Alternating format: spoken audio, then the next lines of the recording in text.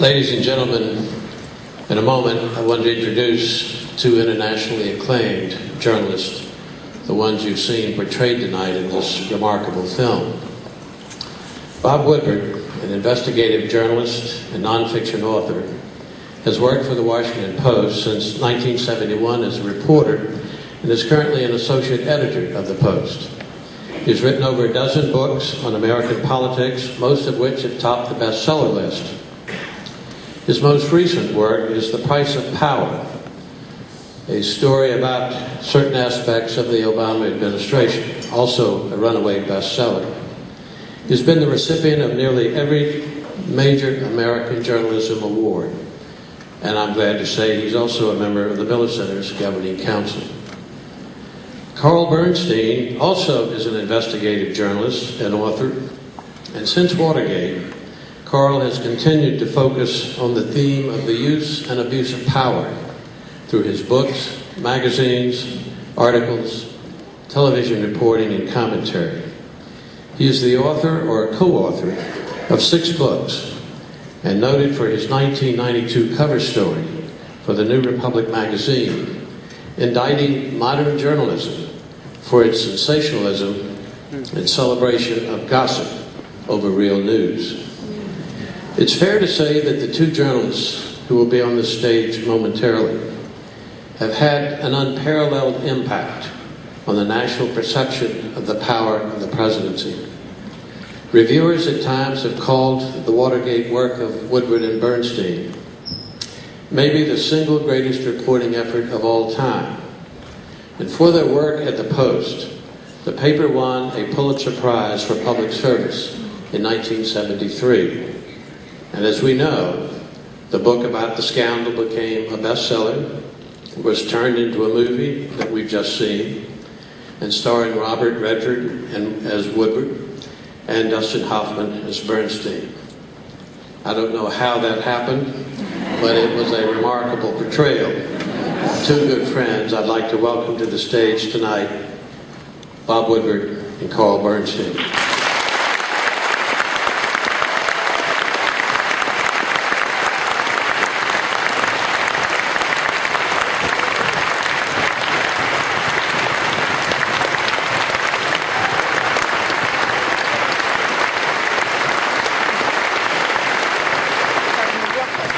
Gentlemen, welcome.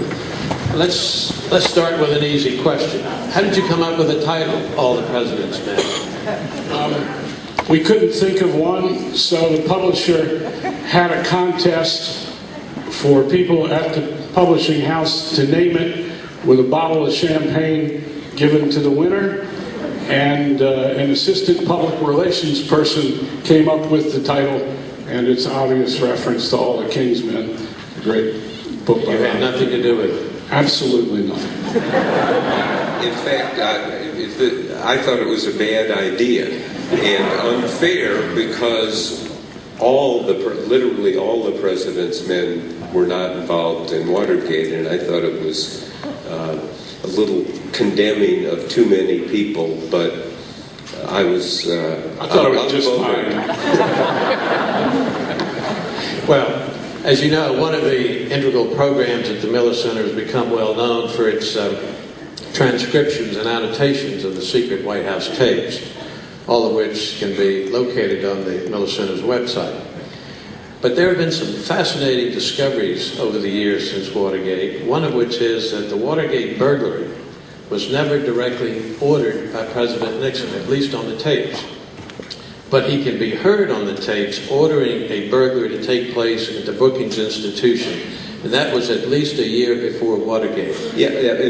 First, the Miller Center has done a great service to history by going through the tedious work of transcribing and making those transcripts available, and the tapes themselves. You can go on the web and actually listen to not just Nixon's words, but his tone. And literally 1 year before the Watergate burglary, there was a meeting in the Oval Office of Nixon, Henry Kissinger, who's the National Security Advisor, and Bob Haldeman, the Chief of Staff. And they'd been working for some time to try to find a secret file that would perhaps show that Lyndon Johnson, Nixon's predecessor, had ordered a bombing halt in Vietnam for political reasons. Nixon was obsessed with this, and on the tape, Haldeman says, maybe we can blackmail Lyndon Johnson. Then, I mean, set the context. Imagine this, that here we have, let's go back and say it's John Adams sitting at his desk, and he says, that Washington son of a bitch, let's blackmail him, let's break open the safe and get the file, because that's what Richard Nixon says. Yeah, in a way we should have brought the transcript. And he turns to it, what, 10 times? Well, it's not, but he says, I mean, it's not, there's no ambiguity. He says, I want the safe cracked, I want it blown, I want that file. And then they don't do anything, and he says, wait, it hasn't happened? I want it right now. And he will not let go of it. And what's interesting is it is a mindset which became clear from the reporting we were able to do, from particularly the tapes of let's go after the enemy, let's screw the opposition with a kind of lawlessness never seen before.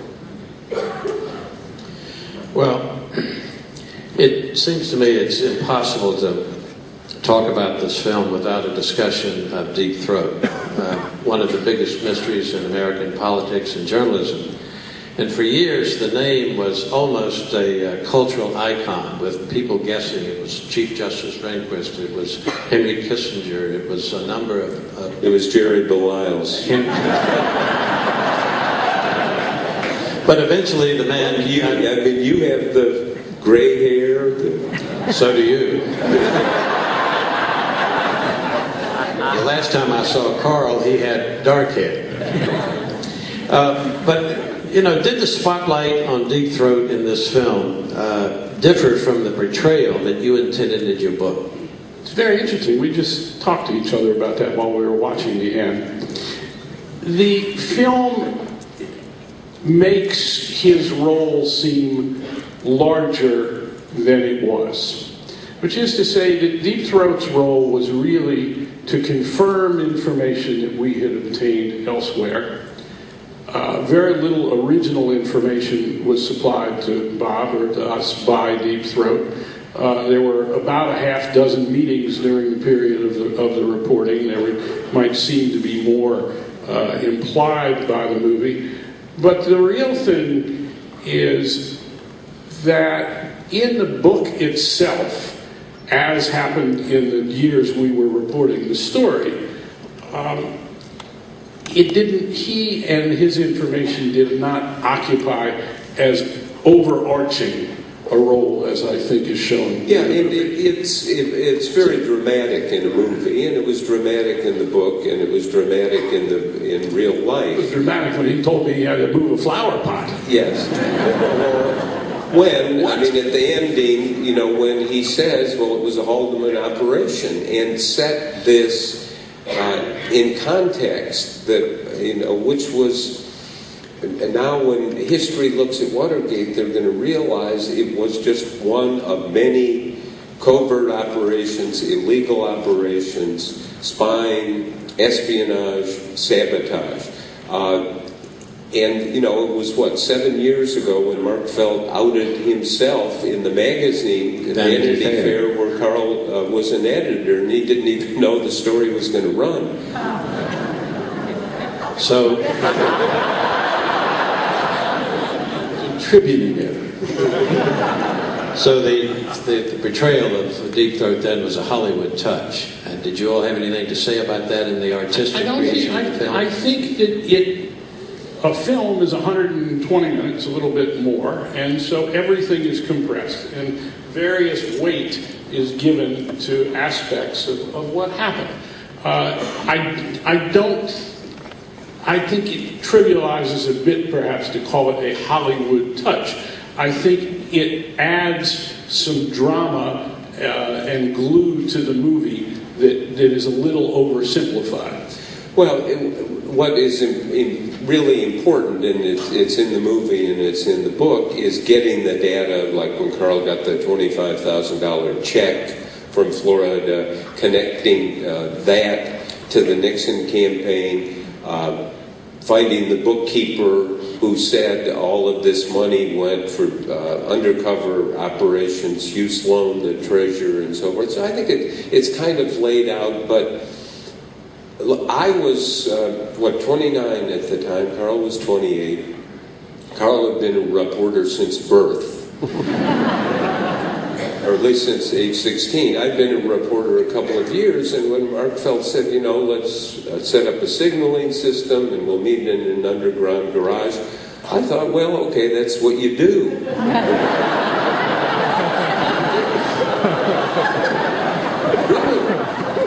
Well, no one has ever proposed anything equivalent, but it shows how high the stakes were, how worried he was. I think Hal Holbrook in the movie captures his ambivalence about wanting to help, but not wanting his fingerprints on anything, not wanting something that's traceable, and it only is in the end, on the Haldeman issue, that the dam kind of broke.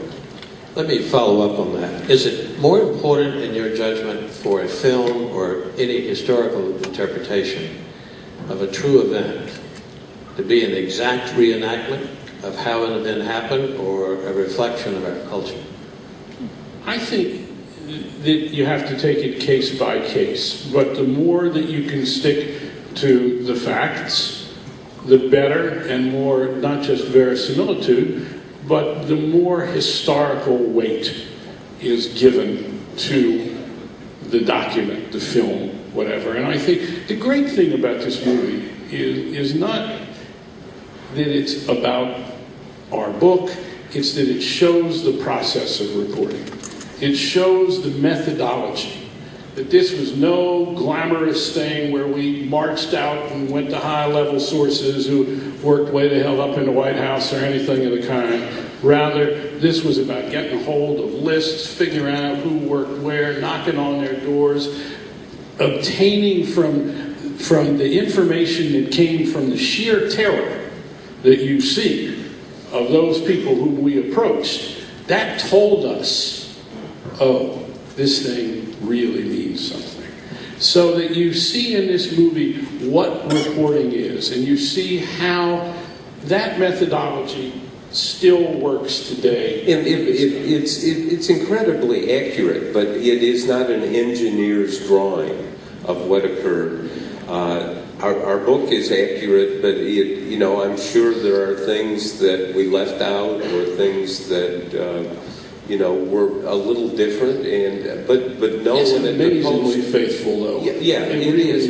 But what is interesting is, I mean, it operates on so many levels, but I want to tell this story because Bradley plays such a central role in the coverage, in the book, and obviously in the movie. And when Alan Pakula, the director, and Redford and Hoffman, they were signed up to do the movie, they said, okay, we've got to get somebody to play Bradley. Well, Redford knew Jason Robards quite well. They'd been on Broadway together. And he said, Jason Robards looks like Bradley and has kind of the same confidence.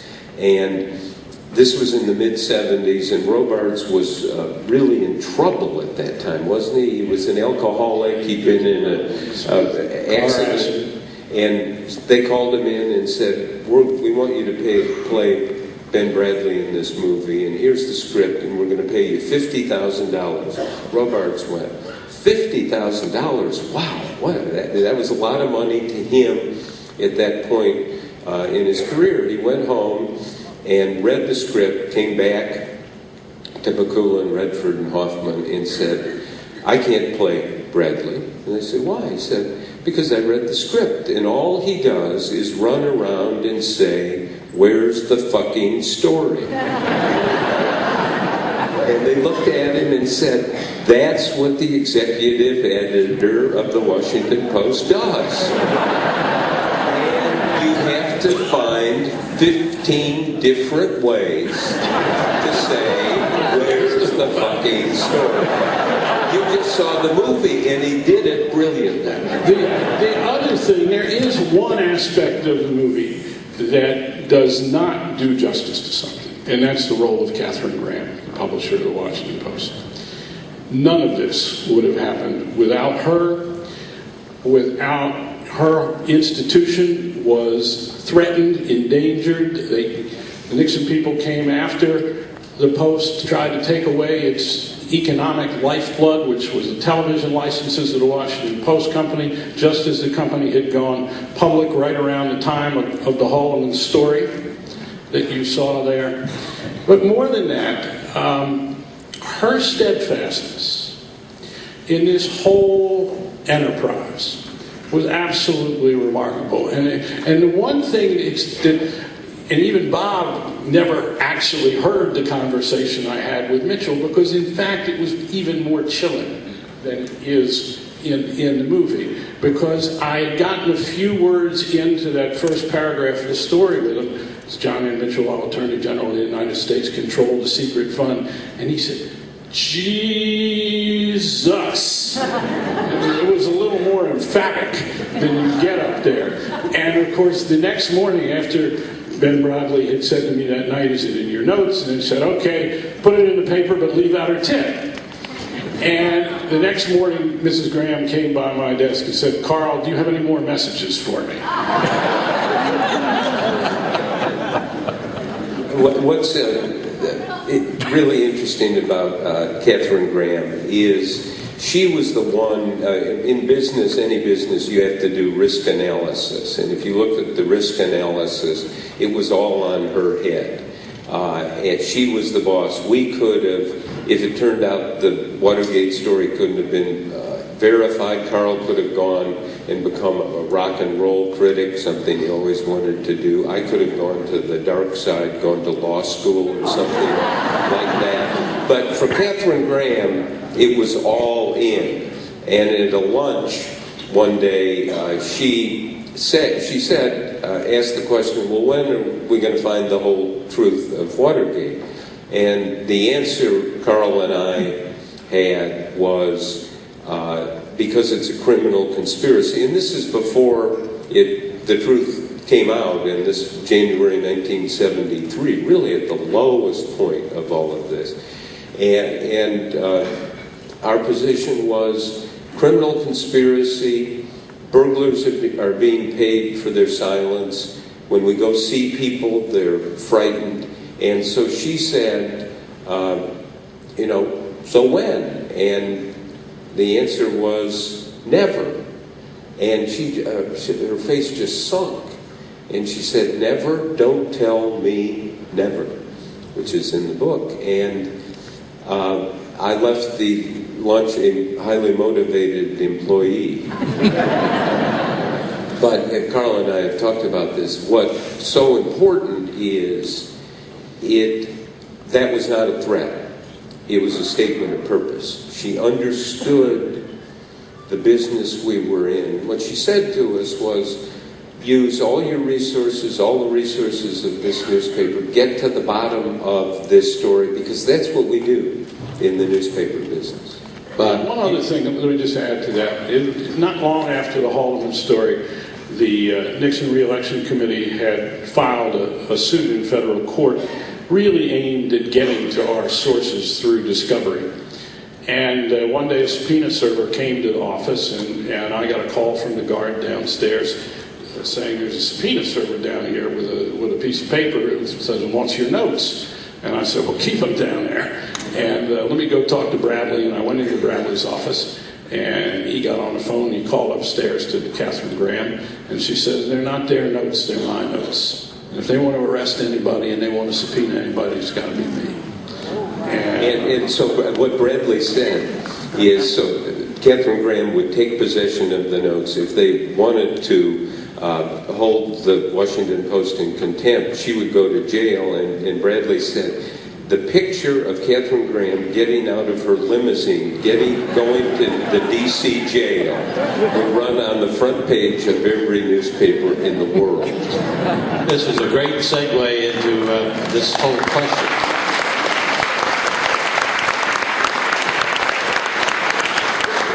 It's a great segue into this question about your investigative work on Watergate and how it affected your personal and professional lives during that time.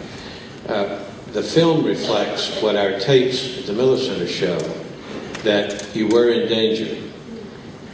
What steps did you take, other than what we saw in the film, to protect yourself, your family? What was the extent of your concern about the threats about which Deep Throat had mentioned? We were terrified, and what we were terrified of was making a mistake. That, in terms of physical threats, I don't think there was too much concern. I think I overreacted to what Markfeld said. Yeah, well, I mean, it's chilling to hear, and what he literally said is lives could be in danger, and it was a way of saying that the stakes are so high. But he also knew about how crazy a couple of these characters were, particularly Gordon Liddy, who led the burglary team with Howard Hunt, and who indeed had threatened to kill a journalist, Jack Anderson. Actually had a plan to kill Jack Anderson, so it was not inconceivable. And early on, I had the night of the Mitchell story, after I talked to Mitchell, I got frightened. And I called somebody, and I didn't stay at home. I went and stayed somewhere else. That was an excuse.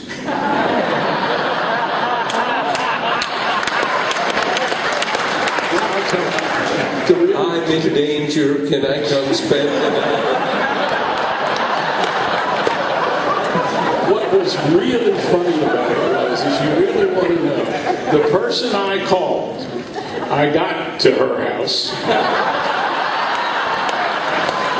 Just stop.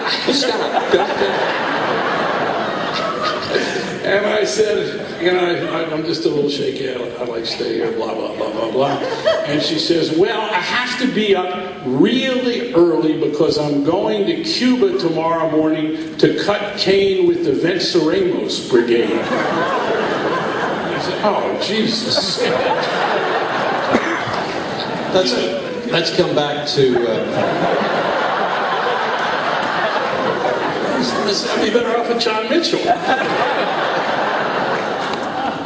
Let's turn a corner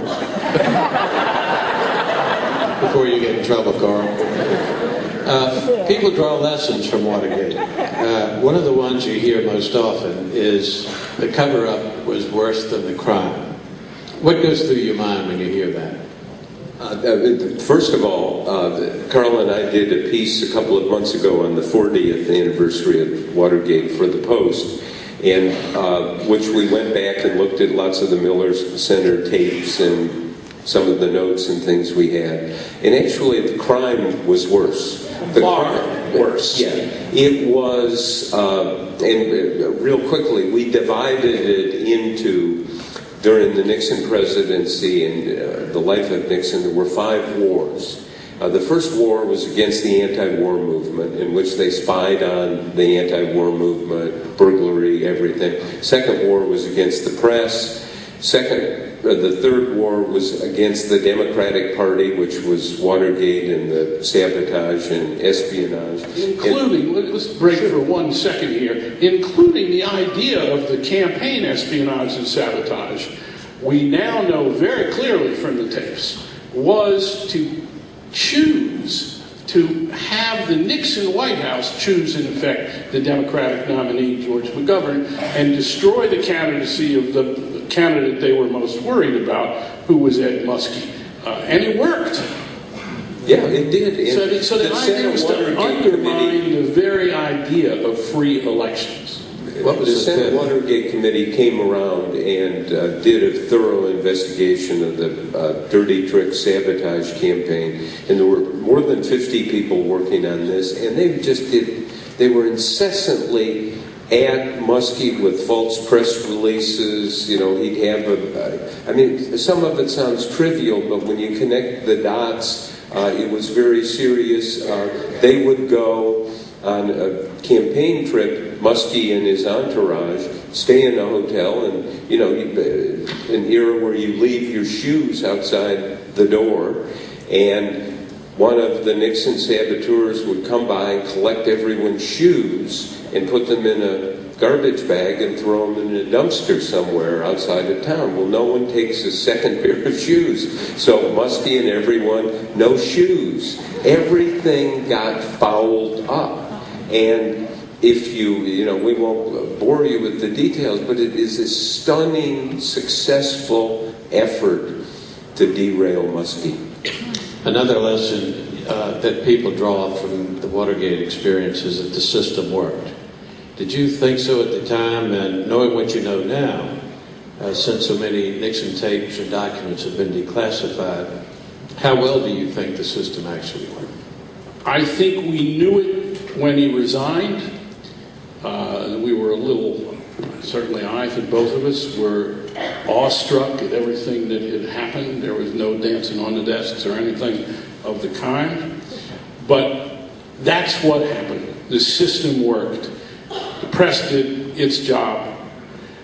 The judiciary did its job. Judge Sirica, Republican judge, forced the burglars. He had read our stories, forced the burglars in his courtroom based on what he had read to acknowledge that they were being paid for their silence.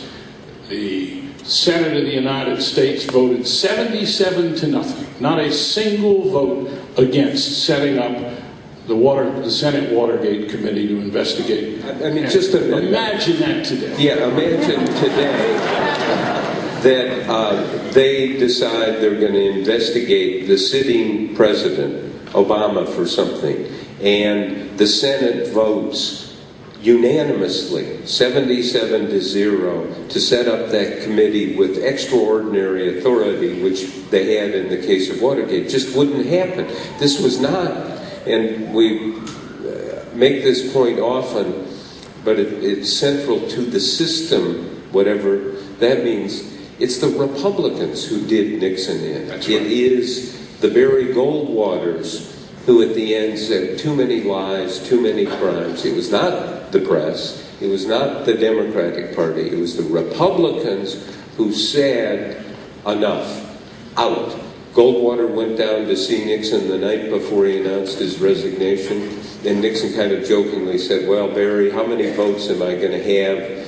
It was certain he was going to be impeached in the House. How many votes will I have in a Senate trial? About 20, and Goldwater looked him in the eye and said, you'll have 4 votes. And the next night, Nixon announced his resignation. He added, and not mine, Goldwater added. But moreover, you see at the end of the movie there, you see Chief Justice Warren Burger administering the oath of office to Nixon.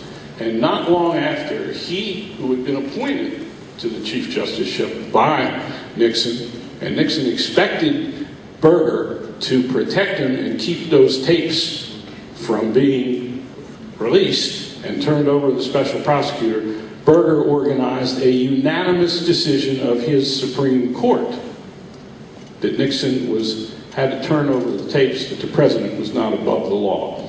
Imagine that today. So, yes, the system really worked. So was Watergate about politics, or was it about the moral and legal limits of high office and how the president crossed the line? First, it was about Richard Nixon, who I think we believe his presidency is sui generis, one of a kind, that his desire, you listen to the tapes here, and what you hear over and over and over is the desire for vengeance, not just vengeance during his presidency, but going back to his perceived enemies through his whole political life. Break-ins, use the IRS as an instrument of vengeance against his... And it's so important to take the tapes. I haven't looked at them all. It's impossible. I mean, there are 4,000 hours, and they all are not released. But the dog that doesn't bark on the Nixon tapes, and this is what's stunning, to the knowledge that we have from looking and listening to lots of, no one ever says, Nixon, his top aides, no one ever says, what would be in the national interest? What would be good for the people of the country? It was all about Nixon and screwing people who were real or imagined enemies, or rewarding people who were supporters of Nixon. It was continuous political warfare, and it got to the point, I mean, you listen to these tapes, and there are things on there you can't believe that anyone, let alone the President of the United States and his top people, and when they would have these meetings, they would go on for hours, repetitive, endless, Nixon venting, Nixon angry, Nixon wallowing in self-pity, Nixon rescoring history, as he always does on the tapes. And the attempt to suppress free expression, particularly in the anti-war movement, which he regarded as inhibiting his ability to conduct the war in the manner that he and Kissinger wanted to conduct it. And time and again, we hear on those tapes ways to go after the anti-war movement and its leaders.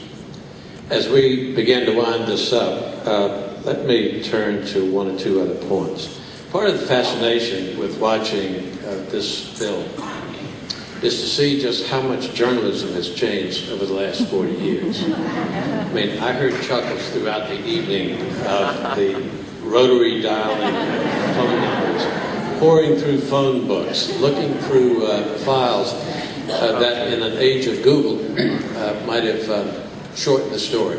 Real quickly, there are more tools, obviously, and the internet and these tools can be very helpful. But there are too many young people who think. There was a class at Yale, a journalism class at Yale, that I went to or talked to the members, and the professor, Steve Brill, had them each write a one-page paper saying this is how Watergate would be covered in the digital age. And I read, he sent me the papers, and I almost had an aneurysm. Because, no, seriously, Yale juniors and seniors would say, oh, you would go on Google and you would Google Nixon secret fund.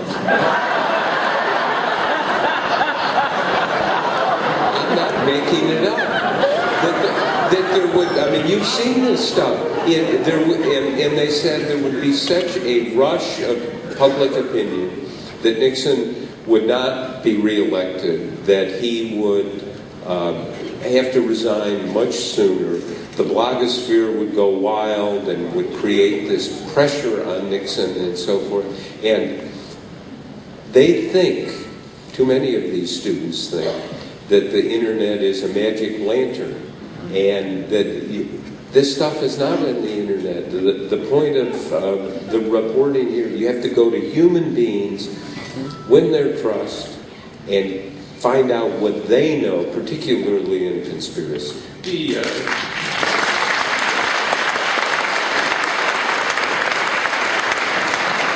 The old methodology works. Look at the great piece of reporting of the last decade, which is the Boston Globe on pedophile priests.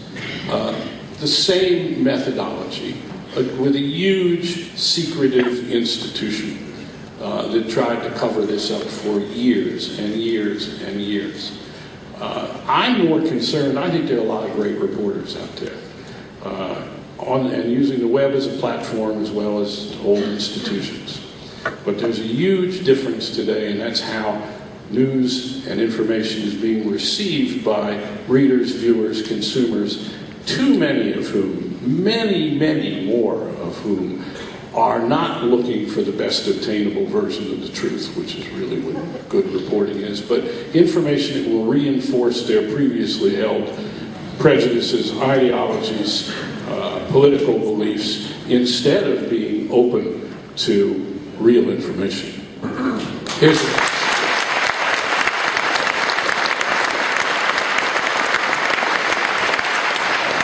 Here's the final question. When the DVD format of this film came out some 10, 12 years ago, I think, one of the reviewers said, and I quote, "This film could not be made today. It was written for thinking adults, and its quiet, introspective style no longer exists in our popular culture, if at all."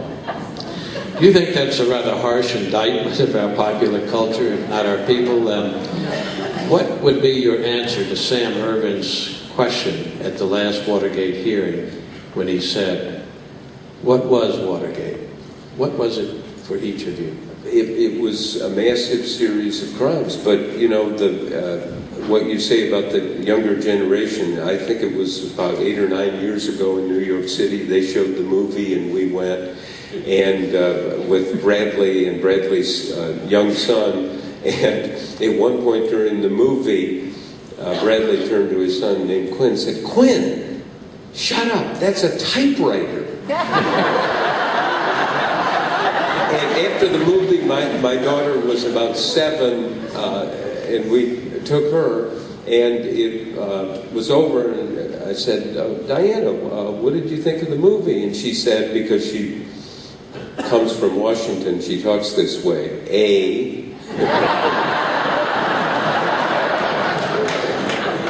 the guy playing you doesn't look like you at all. B, boring. And there you have it. Thank you all very much.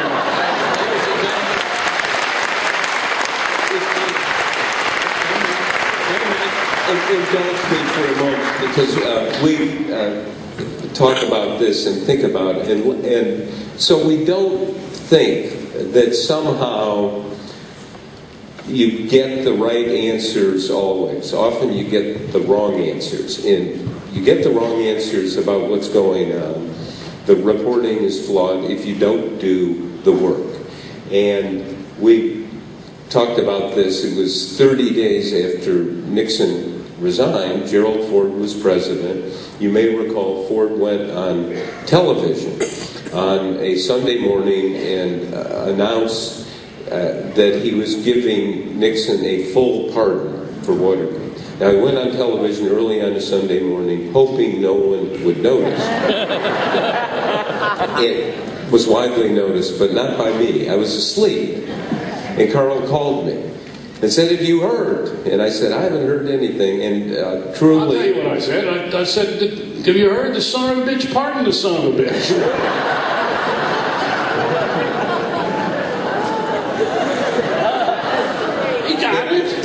Even I was able to figure out what he was getting at. And for a long time, we thought that the pardon was dirty. Why does the guy at the top get off? There was an aroma of a deal in exchange for the presidency for a pardon. And there was the question of justice, why one guy gets a pardon, 40 people go to jail, and so forth. And we pretty much absorbed that, and I think if you look at the history of that period, Gerald Ford lost to Jimmy Carter in 1976, in large part because of the pardon and the suspicion about the pardon. 25 years later, I undertook one of my book projects about the legacy. This was on the legacy of Watergate in the presidencies of Ford through Clinton. And I called Gerald Ford. I'd never met him. Had you ever met him? Yeah. I never met him, never talked to him. And said I wanted to come talk to him about the pardon. I was sure he would say, "I'm sorry, I've got a golf tournament and I can't talk to you." And he said, "No, fine." And I interviewed him for hours in New York, his home in Colorado, his main home in California, and had the luxury of time to get the legal memos, read all the memoirs, the contemporaneous coverage, interview everyone who was alive, going back to Ford, asking Ford lots of questions, but always getting back to one question: why? Why did you do this? remember sitting in his office in California and asking it, for the 32nd time. And he said, "You keep asking that damn question." And I said, "Well, you haven't really answered it." And he said, "Okay, I'm going to tell you. What happened, Al Haig, Nixon's chief of staff, did come and offer me a deal that told me if the president resigns, he just needs to know that he will receive a pardon." He said, "I was offered that deal, but I rejected it. I pardoned Nixon, not for myself, not for the political system. I pardoned Nixon for the country. We had to get beyond Watergate. If there was a further investigation, indictment, trial, jailing of Nixon, we'd have 2-3 more years of Watergate. That was unacceptable." He also said at that time, "Our long national nightmare is over." And so is this conversation.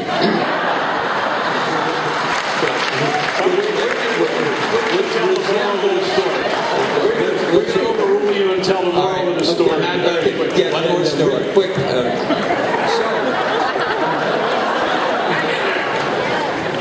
A moderator gave us a modified limited endorsement.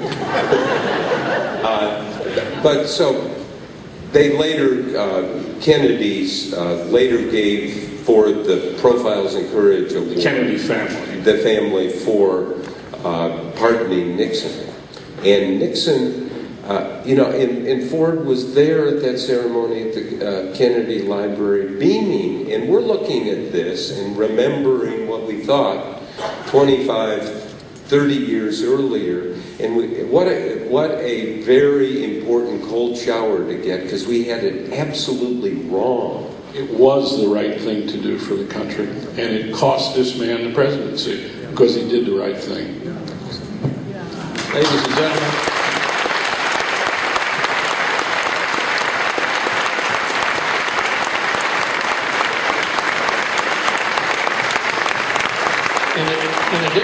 in addition to dinner with these two gentlemen tonight, we also promised them an opportunity to sign books that you might purchase out in the lobby, and these two gentlemen need to go out there. I hope you will join the Virginia Film Festival in the Miller Center tomorrow night at Newcomb Auditorium for the featured film on Hyde Park on the Hudson. And we'll be back next year with another series. But please join me in thanking our guest, Bob Woodward.